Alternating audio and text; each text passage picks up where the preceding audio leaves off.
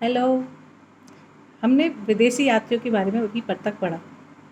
विदेशी यात्रियों में भारतीय सभ्यता, संस्कृति, इतिहास के बारे में लिखा, जिससे हमको भारतीय इतिहास के प्राचीन, मध्य और आधुनिक भारत के बारे में जानकारी हमें पूरी तरह से और विश्वसनीय जानकारी हमको प्राप्त होती है। तो हमने सबसे पहले अल-बरूनी को पढ़ा, जो वीडियो का फर्स्ट पार्ट था, और सेकंड पार्ट में हम इब्न बतूता को पढ़ते हैं। इब्न बतूता 14वीं शताब्दी में भारत आया था, जो कि मोरक्को को यात्री था, जो कि वर्तमान में अफगानिस्तान में है। स्थल मार्ग से मध्य एशिया के रास्ते होते हुए 1333 ईस्वी में सिंध पहुंचा। यहाँ से दिल्ली पहुंचा। वह मोहम्मद बिन तुगलक, जो दिल्ली के सुल्तान थे, से भेंट की। सुल्तान इसकी विद्वता से इतने प्रभावित हुए कि इसे दिल्ली का काजी नियुक्त कर दिया। यह इस पद पर 14 वर्ष तक रहे थे। 14 वर्ष तक भारत में दिल्ली के काजी के पद पर इब्न बतूता रहे थे। इब्न बतूता एक महान धर्मशास्त्री और कानून का ज्ञाता था, यानी विधि विशेषज्ञ था, जो कि व्यापारी के रूप में भारत आया। मुल्तान में लुटेरों द्वारा लूट लिया गया और घायल कर दिया गया। पूरे यात्रा काल में परेशानियों को झेलते हुए यात्रा की, इसलिए इतिहास में इसको हठीला यात्री के नाम से जाना जाता है कि भारत में ऐसा कौन सा यात्री है जो इतिहासकार है जो कि हठीला यात्री के नाम से जाना जाता है। तो हम इसका उत्तर देंगे इब्न बतूता, क्योंकि इसने बहुत सारी परेशानियों का भारत के अंदर सामना किया। उसके बावजूद भी यहाँ पर वो काफ़ी समय तक रहा और यहाँ की सभ्यता, संस्कृति के बारे में अध्ययन किया और लिखा। इसलिए इसको इतिहास में हठीले यात्री के रूप में जाना जाता है। दिल्ली में सुल्तान के साथ किसी गलतफहमी के तहत इसको कारागार में डाल दिया गया, लेकिन जब गलतफहमी दूर हुई तो इसको पुनः राजकीय सेवा में ले लिया गया। 1342 ईस्वी में सुल्तान ने इसे अपना दूत बनाकर मंगोल शासक चीन, जो कि चीन में था, उसके पास भेजा। इब्न बतूता मध्य भारत से होता हुआ मालाबार तक पहुंचा। वहां से मालदीव, जहां 8 महीने काजी पद पर रहा। उसके बाद मालदीव के बाद वो पहुंचा है श्रीलंका। मालदीव में वो 2 बार गया था। श्रीलंका के बाद अंत में चीन की बीजिंग पहुंचा और चीन की यात्रा विवरण की तुलना उसने मार्को पोलो के यात्रा वर्णन से की जाती है। इसके बाद वो अपने देश वापस लौट गया। इब्न बतूता ने अपना यात्रा विवरण व अनुभव को दर्ज किया। जिस पुस्तक में उसने इसको दर्ज किया उसका नाम है रिहला।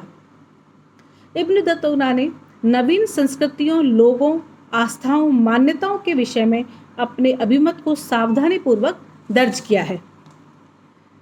रिहला अरबी भाषा में लिखी हुई पुस्तक है, जो कि एक प्रकार का यात्रा वृत्तांत है, जो कि 14वीं शताब्दी के मध्यकालीन भारत की सामाजिक, सांस्कृतिक जीवन की रोचक जानकारी हमको देता है। इसमें नारियल का वर्णन किया गया है, जिसको उसने बड़े आश्चर्य के साथ देखा था और इसकी तुलना मानव के मुंह से की है। इसके अलावा वो पान के पौधे से बहुत प्रभावित था। उसने अनुसार दरबार में आने वाले सभी व्यक्तियों का सुल्तान पान के पत्ते से स्वागत करता था, जो संभवतः विदेशी यात्रियों का रहा होगा। भारत की डाक व्यवस्था अद्भुत लगी उसे। 2 प्रकार की डाक व्यवस्था थी, उल्लुक अर्थात अश्व डाक व्यवस्था और पैदल डाक व्यवस्था। उसके अंदर डाक व्यवस्था बहुत तेज थी और ये 2 प्रकार की थी, जिसमें यात्री स्थान स्थान पर खड़े रहते थे और एक डाकिया दौड़ के जाता और उसको देता, फिर वो अगले डाकिया और दौड़ के जाता, वो अगले को देता। इस तरह से चौकियाँ बनी हुई थी जगह जगह पर और डाक बहुत तेज़ी के साथ एक स्थान से दूसरे स्थान पर जाती थी, जिससे वो बहुत अधिक प्रभावित हुआ था। उसने भारत में दास प्रथा का भी वर्णन किया है, जो कि बहुत ही दयनीय थी। यद्यपि कुछ दास विद्वान थे और उन्हें कुछ सम्मान भी प्राप्त होता था। उनके अनुसार मोहम्मद बिन तुगलक एक निर्मम शासक था।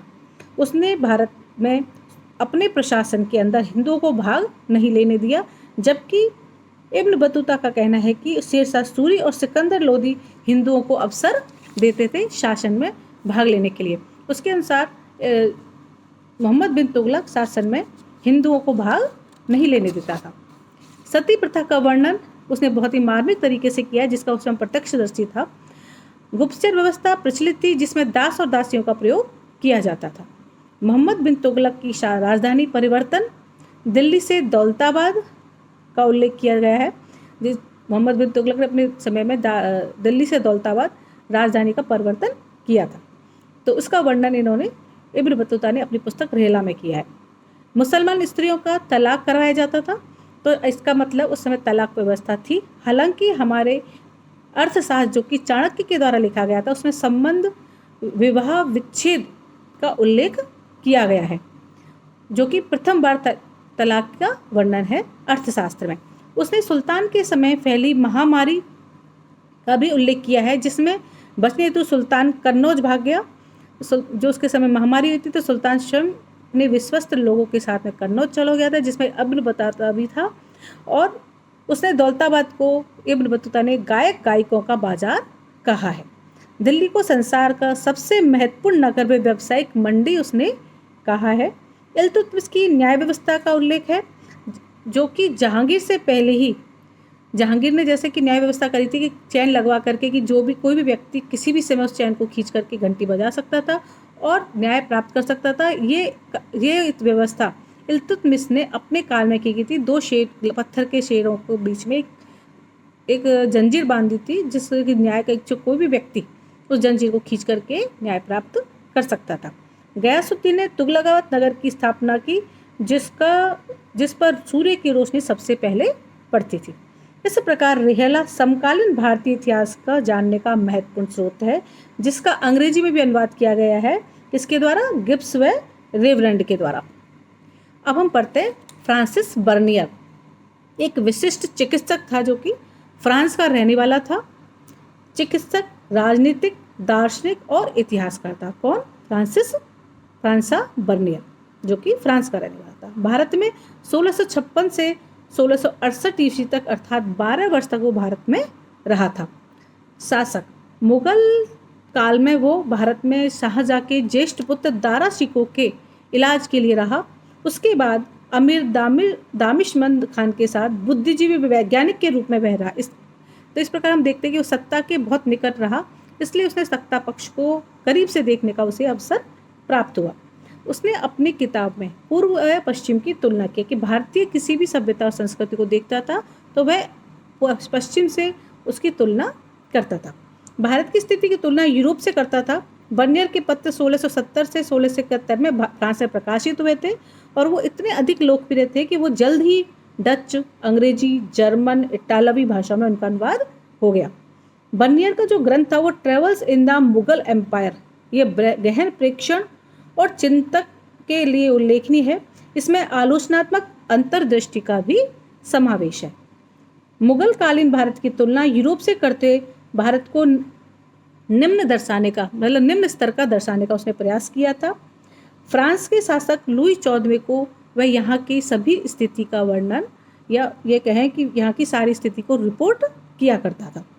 उसने लिखा है कि भारत में निजी भूमि का अभाव था, निजी स्वामित्व किसानों के पास नहीं था, सारी भूमि शासक वर्ग के पास होती थी और किसान गरीब थे और इसलिए भूमि को बेहतर बनाने वाले जो वर्ग होता है, सुधारक वर्ग होता है, उसका भारत में अभाव था। उसके अनुसार भारत में 2 ही वर्ग थे, एक तो बहुत गरीब वर्ग और एक बहुत अमीर वर्ग। भूमिहीन गरीब वर्ग का प्रताड़ित था, वह अनवरत पतन की स्थिति में था। इसलिए विवरणों से फ्रांसीसी दार्शनिक मॉन्टेस्क्यू बहुत प्रभावित हुआ और उसने प्राच्य निरंकुशवाद के विचार को विकसित करने में इसका प्रयोग किया और कार्ल मार्क्स भी इस विचारधारा से प्रभावित हुआ था।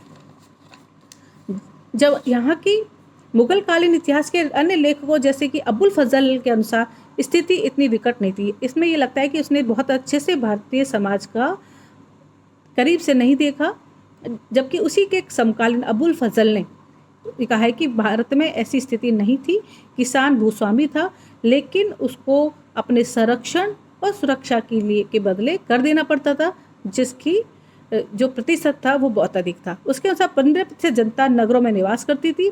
उसने नगरों को शिविर नगर भी कहा। किसने? फ्रांसिस बर्नियर ने। शिविर नगर शायद वो रहे होंगे जब शासक एक अपने राजधानी को छोड़ करके दूसरी जगह जाता था तो वो शासकीय लोगों को अपने साथ लेकर जाता था और शिविरों में रहते थे। तो वहाँ एक नगर की स्थापना एक थोड़े समय के लिए कर दी जाती थी, जिसको उसने शायद शिविर नगर नाम दिया और उनको नगर माना, जबकि वो कुछ समय के लिए थी, पर ऐसा बिल्कुल भी नहीं था। उस समय भारत में 4 प्रकार के नगर थे: व्यावसायिक नगर, धार्मिक नगर, बंदरगाह और तीर्थ स्थान। व्यावसायिक वर्ग जैसे चिकित्सक, अध्यापक, अधिवक्ता, चित्रकार, संगीतकार, सुलेखक और वस्तुविद भी उस समय थे। महिलाओं की स्थिति ज़्यादा खराब नहीं थी, वाणिज्यिक कार्य में भी वो भाग लेती थी। दास प्रथा और सती प्रथा उस समय प्रचलित थी। भारत में लोग बड़े लोगों से उस जो वो यहाँ प्रभावित हुआ, वो इस बात से प्रभावित हुआ कि यहाँ पर जो भी लोग, जब भी भारत के सामान्य वर्ग या निम्न वर्ग उच्च वर्ग के लोगों से मिलता था तो भेंट लेकर के जाता था, मतलब उपहार लेके जाता था। लेकिन उसने इस बात को भी स्पष्ट किया है कि वो इस रिवाज को फ्रांस में शुरू करना नहीं चाहता, अर्थात वो इस चीज़ को सही नहीं मानता था। तो ये उसने ये भी साथ में कहा है कि ये मुझे अच्छा लगा, लेकिन मैं ये कभी नहीं चाहूँगा कि फ्रांस में ये रिवाज शुरू हो कि जो हर बड़े व्यक्ति के पास कोई जाए तो उपहार लेके जाए। ये शायद एक रिश्वत का रूप था। इस रिवाज में फ्रांस में शुरू होना वो बिल्कुल भी नहीं चाहता था। सूर्य ग्रहण के बारे में उसने लिखा है कि भारत में सूर्य ग्रहण को एक उत्सव के रूप में मनाया जाता था। भारत के सामान के बदले भारत में जो भी सामान निर्यात होता था उसके बदले भारत में बड़ी मात्रा में कीमती धातु जैसे सोना चांदी आता था, इसलिए भारत में इनका प्रचुर भंडार था। तो इस प्रकार भारत में सबसे पहले अलबरूनी आए, फिर इब्न बतूता और विदेशी यात्रा में फ्रांसिस बर्नियर। इसके अलावा बहुत से यात्री आए, लेकिन इन तीनों की किताबों में भारत के समकालीन इतिहास की जानकारी हमको प्राप्त होती है, जो कि मैंने प्रथम और द्वितीय वीडियो दोनों में आपको बताया। आशा आपको पसंद आया होगा। धन्यवाद।